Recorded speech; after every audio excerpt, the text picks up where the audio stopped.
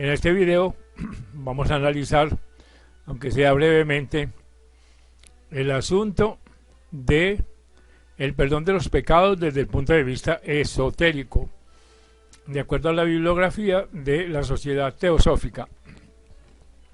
Para el efecto nos vamos a guiar por los lineamientos dados por un libro llamado Cristianismo Esotérico, de la escritora y filósofa inglesa Anna Besant, que fue directora de la Sociedad Teosófica por muchos años y escribió muchísimos e interesantes libros. Ya hemos dicho que la Sociedad Teosófica fue fundada por la señora Elena Blavatsky, quien era experta en símbolos, experta en religiones orientales. Ella le dio al público no iniciado de Occidente las claves para decodificar los libros sagrados y no sagrados que están encriptados, que son simbólicos, en una obra muy famosa que es La Doctrina Secreta, que es una auténtica enciclopedia de conocimientos metafísicos. Ella fue prácticamente quien inició la nueva era. Así que entre muchas claves que ella menciona, se destaca la clave antropológica, donde ella explica con lujo de detalles las 7 grandes etapas de evolución del proyecto humano.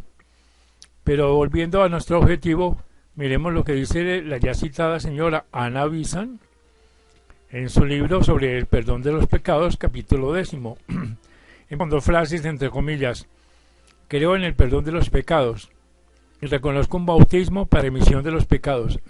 Y agrega: estas palabras pronuncian los fieles de todas las comuniones cristianas cuando recitan los familiares credos llamados de los apóstoles y de Nicea. De los dichos de Jesús es frecuente tus pecados te son perdonados. Es digno de notarse que tal sentencia es siempre compañera del ejercicio de sus poderes curativos, resultando así simultáneas las liberaciones de las enfermedades física y moral. Directamente mostró en cierta ocasión la cura de un paralítico como señal de que tenía derecho a declarar a un hombre que sus pecados le eran perdonados. También dijo a una mujer: sus muchos pecados son perdonados porque amó mucho.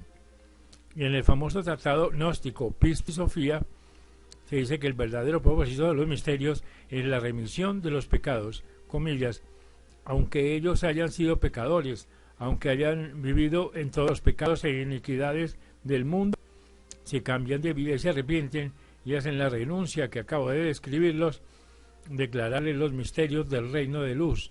No se les ocultéis de modo alguno.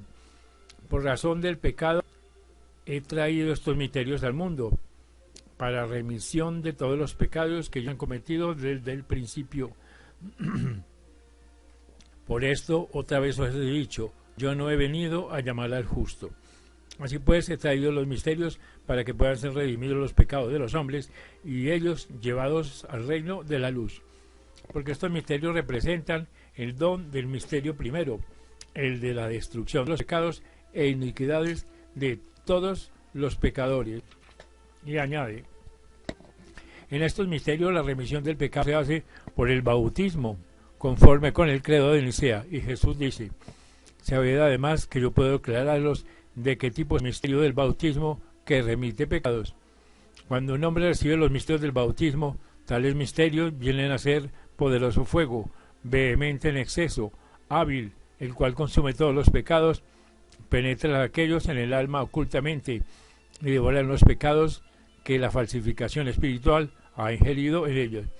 Después de explicar el procedimiento de purificación, añade Jesús: este es el modo como los misterios del bautismo remiten los pecados y toda iniquidad. Así pues, el perdón de los pecados aparece en una forma u otra en la mayoría de las religiones, sino en todas. Y donde quiera que el concierto de opiniones se encuentra, podemos concluir con toda seguridad, conforme al principio ya expuesto, que existe en la naturaleza algún hecho que le sirve de fundamento. La naturaleza humana responde también a esta idea de que los pecados son perdonados. Se ve que el hombre sufre bajo la presión de la conciencia de sus obras, y cuando se descarga de su pasado y se desata el apretado nudo del remordimiento, marcha con alegría con alegre corazón y visión clara, que antes oscurece las tinieblas.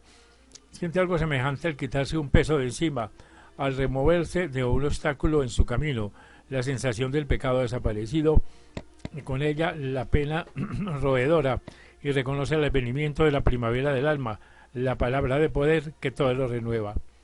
Entona entonces el corazón un canto de gratitud, que sube a lo alto. Ha llegado el tiempo de cantar de las aves, de que haya alegría entre los ángeles. Este cambio, nada raro, por cierto, suele causar sorpresa a la persona que lo experimenta en sí, o que lo advierte en otro, y comienza a preguntarse qué es lo que ha sucedido en realidad, qué es lo que ha producido en la conciencia una mudanza cuyos efectos son tan manifiestos. Los modernos pensadores, identificados por completo con la idea de toda clase de fenómenos, es producto de leyes invariables, y después de haber estudiado el funcionamiento de estas leyes, repugnan a primera vista cualquier teoría sobre el perdón de los pecados por considerarla incompatible con aquella verdad fundamental, del mismo modo que los hombres de ciencia, penetrados de la idea de la inviolabilidad de la ley, rechazan todo concepto que con ella sea incompatible. Y estarían ciertos los unos y los otros al construir sobre el cimiento de una ley inalterable, pues la ley no es más que la expresión de la naturaleza divina, donde no cabe variación ni aun sombra de mudanza. Así pues, el concepto que adoptemos sobre el perdón de los pecados no deberá chocar con esta fundamental idea tan necesaria a las ciencias éticas como a las físicas. Faltaría la base de todo, entre comillas, si no pudiésemos reposar seguros en el perdurable abrazo de la buena ley. Mas prosiguiendo nuestras investigaciones, nos encontramos unidos con que los maestros mismos, que con más insistencia proclaman el invariable funcionamiento de la ley, afirman de modo enfático el perdón de los pecados. En cierta ocasión dice Jesús que toda palabra ociosa que hablaren los hombres, de ella darán cuenta en el día del juicio. Otra vez dice, confía, hijo, tus pecados te son perdonados.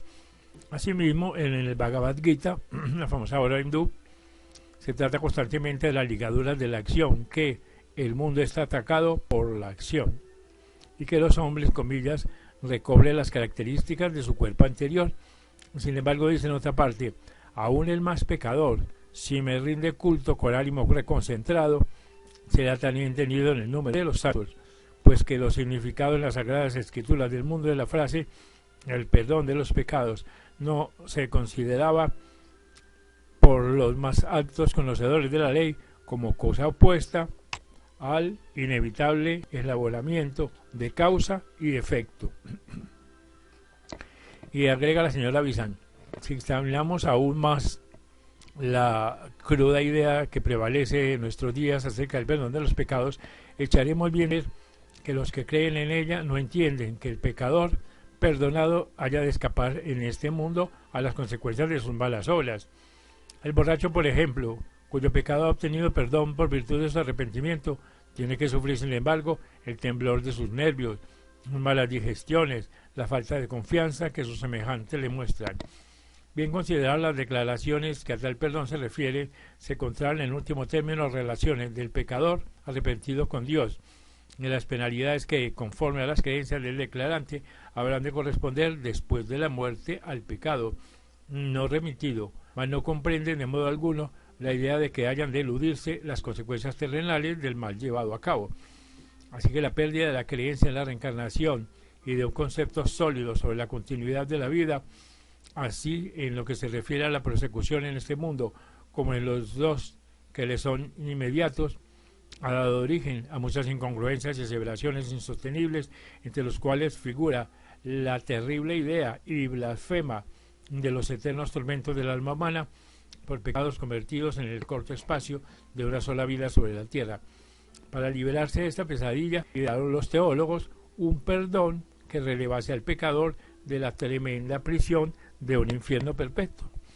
Pero jamás se supuso que tal perdón le excusase en este modo de las consecuencias naturales de sus malas obras, ni tampoco se sostuvo, a excepción de las modernas comunidades protestantes, que quedase exento de dilatados sufrimientos purgatoriales, resultando forzoso el pecado después de la muerte del cuerpo físico.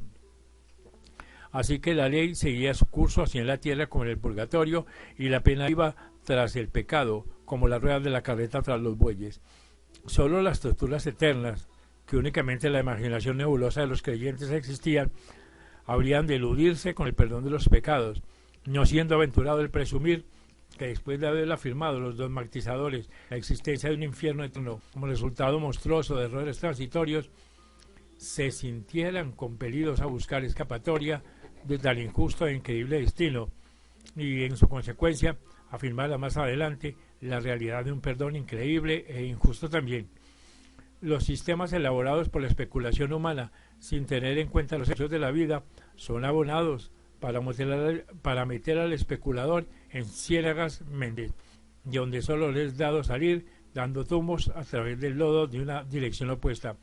Un perdón superfluo sirvió de contrapeso a un superfluo infierno eterno.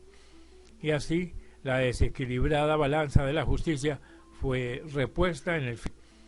Pero dejemos ya esas aberraciones de inteligencia sin luz y tornemos a la región de los hechos de la recta razón.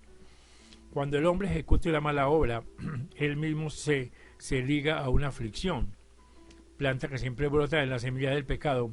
Aún es más exacto decir que pecado y aflicción, más que dos sucesos separados, constituyen los dos lados de un acto único. Al modo de que todos los objetos tienen dos lados, anverso a la vista del uno y encubierto del otro a nuestra mirada, así también todo acto tiene dos lados que no pueden verse a la vez en el mundo físico. El bien y la felicidad, el mal y la desdicha, se ven en otros mundos como anversos reversos correspondientes a los actos. A esta correlación se la llama karma, voz original sánscrita, cuyo uso oportuno se ha extendido mucho, literalmente significa acción, y expresa la conexión e identidad explicada, de aquí que se llame al sufrimiento resultado kármico de una mala obra. Este resultado, el reverso, no puede seguir inmediatamente ni aún acaecer siquiera en la misma encarnación, pero más tarde o más temprano tiene que aparecer, estrechando al pecador en su doloroso brazo.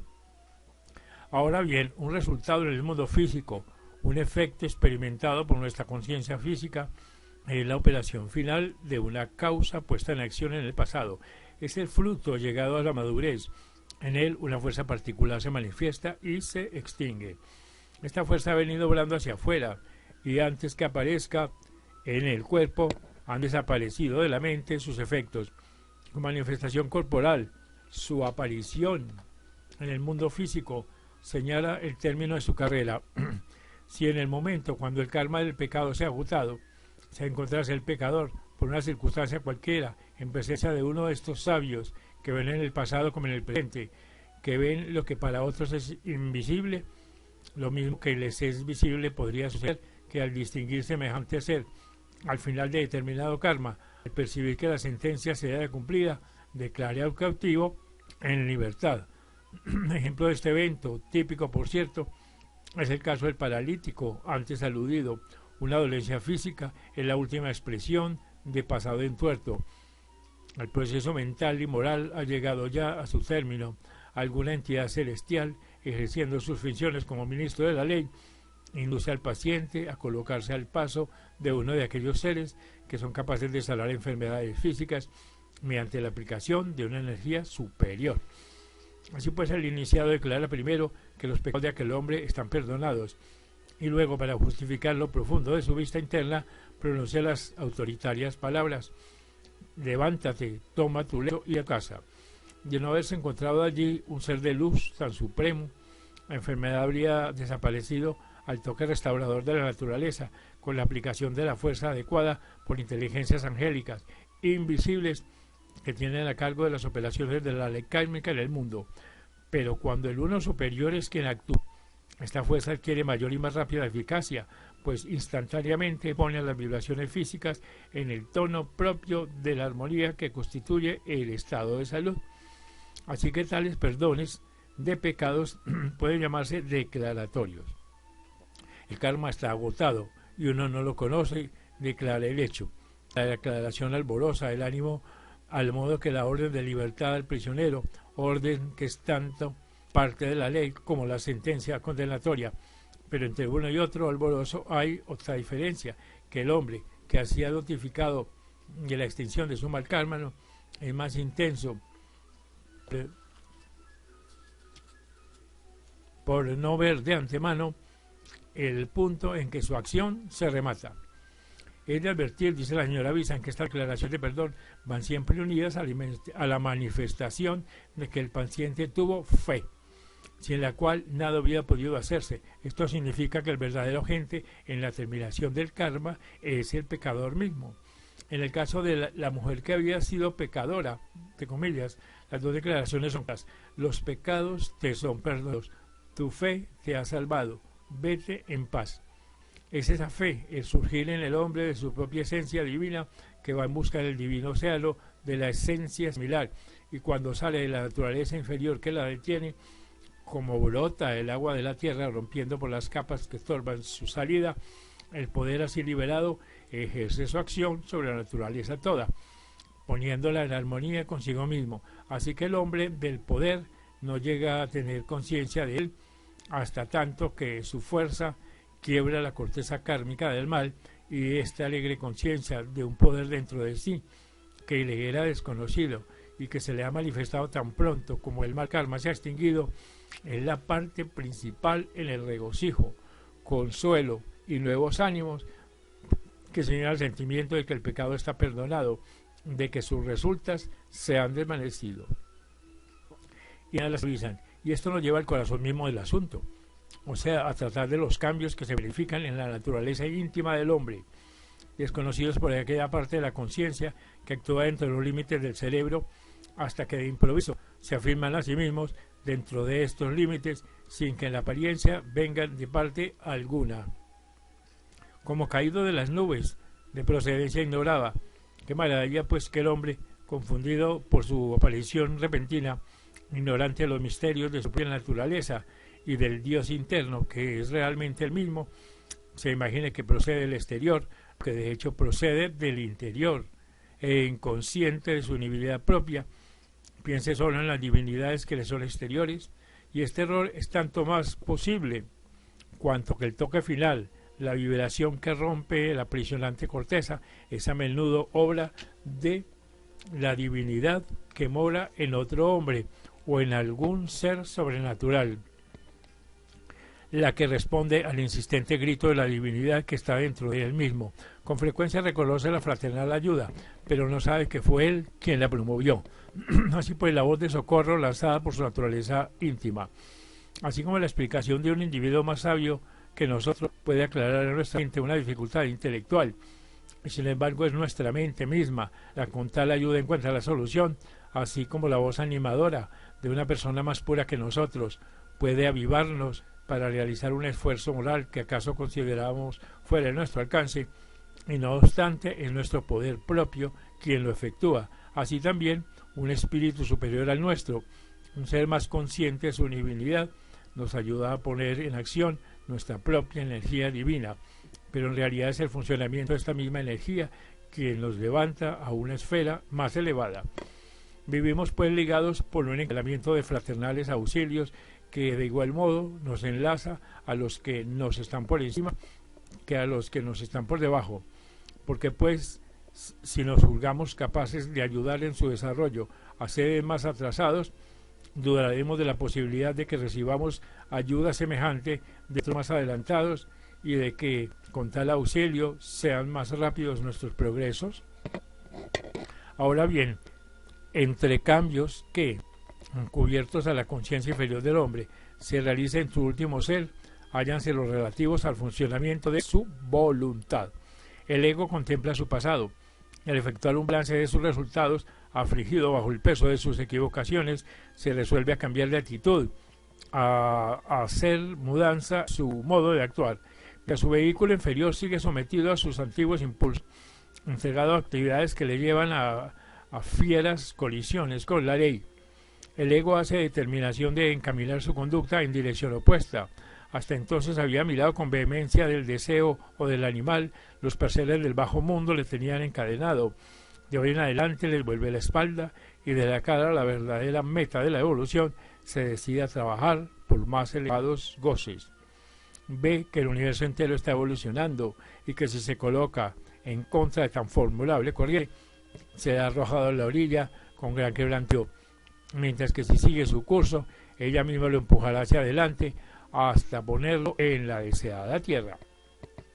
Se resuelve pues cambiar de vida, vuelve decididamente sobre sus pasos, torna el rostro a otro camino. Gran perturbación y angustia grande son el resultado inmediato de esfuerzos espasmódicos por el mejoramiento, más frustrados por nuevo rumbo. Los hábitos contraídos a influjo de las antiguas miras resisten tenazmente los impulsos que de las nuevas proceden y un amargo conflicto se produce en consecuencia. Sin embargo, paulatinamente va aceptando la conciencia que obra en el cerebro los propósitos formados en los planos superiores y entonces mediante el reconocimiento de la ley que aquellos implican se da cuenta del pecado. Así que el sentimiento del error crece, el remordimiento se presa en el alma, esfuerzos espasmódicos por el mejoramiento, más frustrados por las costumbres viejas, decaen repetidas veces hasta que el hombre, abrumado bajo el peso del dolor por el pasado y por la desesperación por el presente, se siente sumergir en una oscuridad de la cual no percibe la salida. El sufrimiento, siempre creciente, arranca al fin el ego un grito de socorro que es contestado desde las profundidades de su propia naturaleza por el Dios que está así adentro como alrededor de él, la vida de su misma vida. Y con esta ocasión vuelve la espalda a la naturaleza inferior que le estorba y mira a su superior, que es su íntimo ser, abandona el yo separado que le da tormento y se dirige al yo, uno, que es el corazón de todo. Así que este cambio de frente significa que ha vuelto la cara de las tinieblas a la luz. La luz estuvo allí siempre, pero él le daba la espalda, ahora mira el sol, cuya irradiación alegra su vista y colma de deleite todo su ser. Su corazón estaba cerrado, ahora está de par en par abierto, y el océano de vida le invade con sus risueñas olas que llevan envueltas delicias que ofrecerle. Elevándole van por grados, oleada tras oleada de la nueva vida, en tanto que experimenta el regocijo del alba. Como pasado, contempla ya su pasado, pues tiene puesta su voluntad en su más alto sendero, y se cura poco a poco de los sufrimientos que ha heredado de aquel, en la seguridad de que no ha de transmitir la amarga herencia de su futuro. Este sentimiento de paz, de alegría, de libertad, es el que se indica el resultado del perdón de los pecados, que han sido removidos los obstáculos que entre en lo interno y el Dios en lo externo había atravesado la naturaleza inferior. Ella, sin embargo, reconoce con dificultad que el cambio se ha verificado en ella misma, no en el alma superior, como un niño que de cara a la pared, después de haber rechazado la guiadora mano de su madre, puede creerse solo y abandonado, hasta que viéndose con un grito, se encuentra rodeado de los brazos maternos, que nunca estuvieron más de un par de él distanciados. Así el hombre, que rechazado, obstinado, el amante abrazo de la divina madre de los mundos, encuentra al fin, tornando el rostro que jamás estuvo fuera de su sombra protectora, es que donde quiera que haya podido vagar, su guardián amor le ha seguido siempre amparando. La clave de este cambio consecutivo del perdón está consignada en un verso del Bhagavad Gita, ya en parte citado, comillas: aún el más pecador, si me rinde culto con ánimo reconcentrado, será tenido también en el número de los santos, pues él ha resuelto derechamente.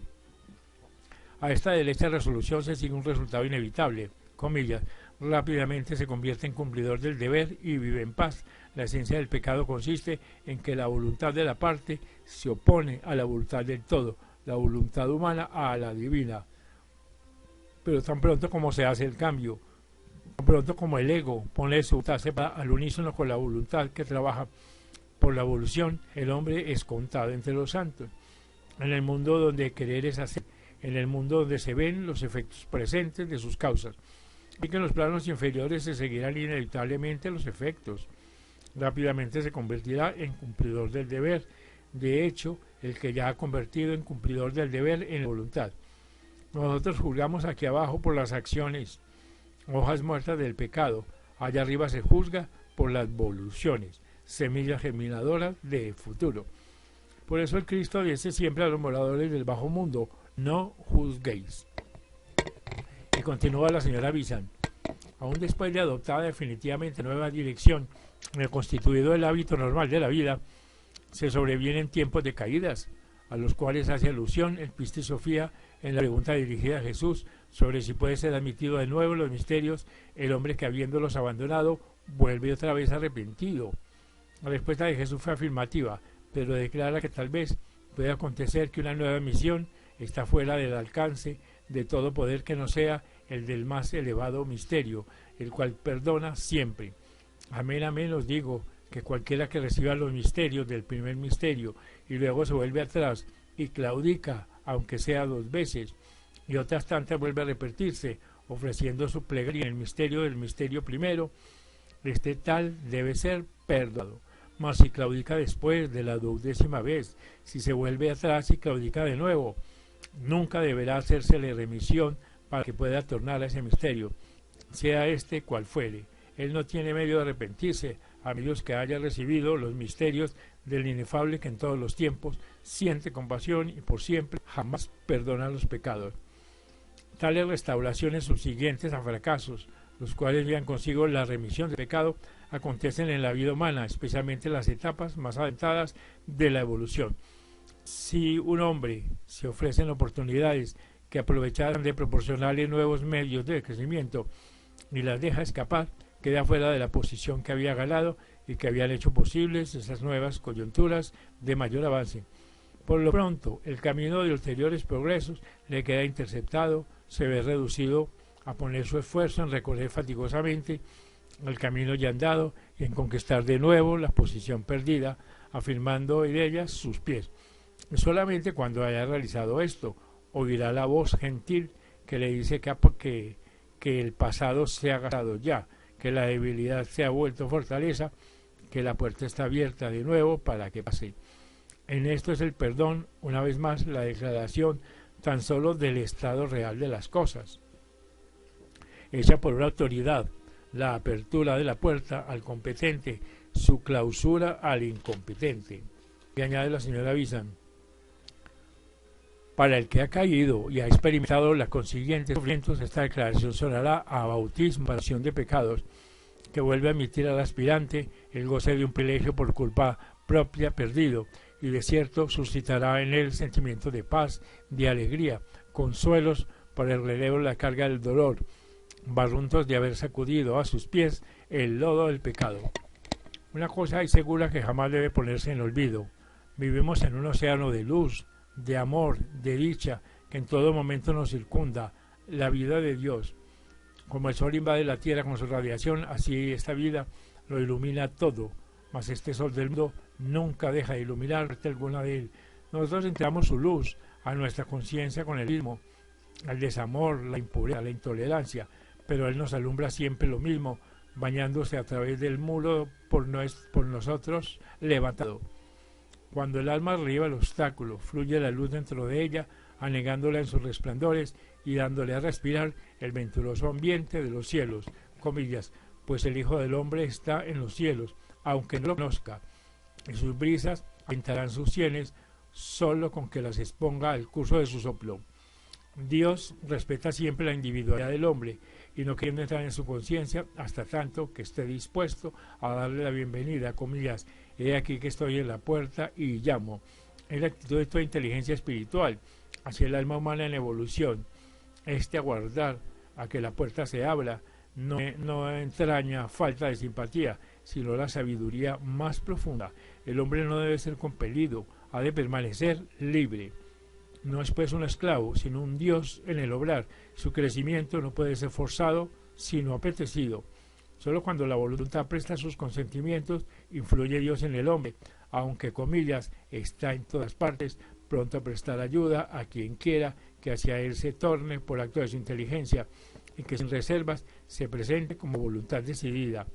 La potencia divina, que está entera en cualquier dosis, no se ofrece ni se niega, salvo por asimilación o repulsión de uno mismo. Y continúa, se obtiene con rapidez de la luz solar, sin vacilación, y se hace presente a cualquiera que hacia ella se vuelva y a ella se abre. Abiertas las ventanas, el sol entra al momento, igual es lo que pasa en este caso. Y termina la señora Bizan diciendo: la sensación de perdón es pues el sentimiento que colma el corazón de júbilo cuando la voluntad del hombre concuerda con la divina, cuando el alma abre todas sus ventanas y se siente inundada por la corriente de amor, de luz y de dicha que de ella penetra, cuando la parte se da cuenta de su unidad con el todo y adquiere el convencimiento de que la vida una discurre por sus venas. Es que vivifica hasta el concepto más rudo del perdón de los pecados y que a despecho de su deficiencia intelectual lo hace inspirador de las más puras y espirituales existencias. Y esta es la verdad que en los misterios menores se enseña todavía sobre el perdón de los pecados en este planeta.